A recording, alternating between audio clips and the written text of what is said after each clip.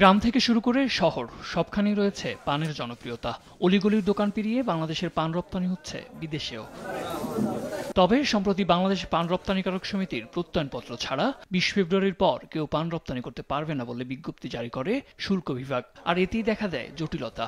Bangladesh fruits vegetables exports association বলছে, নতুন নির্দেশনার পর রপ্তানি পণ্যের উপর বাড়তি টাকা আদায় সহ নানাভাবে হয়রানি শিকার হচ্ছেন তারা। এখন ব্যবসায়িকভাবে ব্যাংকের চাপ, এখানে এদের চাপ, তারপরে যাদের মাল পাঠায় ভাইয়ারের চাপ, তাহলে তো আমরা ব্যবসা করার মতো থাকবে। তাদের কারণে আমরা ভাইয়ারের সাথে ঠিক মতন কথা বলতে পারতেছি না। তারা যদি এরকম আরো 15 দিন 1 মাস চালায়, আমরা আস্তে করে ব্যবসা বন্ধ করে চলে যেতে হইব। তাদের অভিযোগ, বাংলাদেশ পান রপ্তানিকারক সমিতি তাদের কাছে প্রতি কার্টন পণ্যে 700 থেকে 1000 টাকা পর্যন্ত বাড়তি দাবি করছেন। রপ্তানিকারকরা বলছেন, দ্রুত এই সমস্যার সমাধান না হলে বাজার হারাবে বাংলাদেশ। কিন্তু এটা আমাদের পক্ষে সম্ভব না। আমাদের বিমান ভাড়াও তো এত টাকা নেই, আমরা কেন ওদেরকে 750 টাকা দিতে যাব? এটা তো পুরো একটা চাঁদার মতো হয়ে গেছে। আমরা চাঁদা দিয়ে কেন ব্যবসা করি? এটা যদি আমাদের উপর অ্যাপ্লাই হয়, তাহলে এই ব্যবসা রান করার আর কোনোই ওয়ে থাকবে না।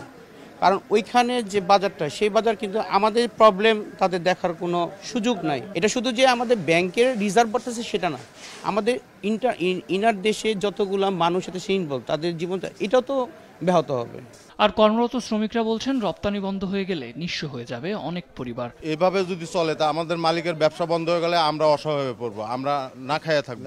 এই পানের ক্ষেত থেকে শুরু করিয়া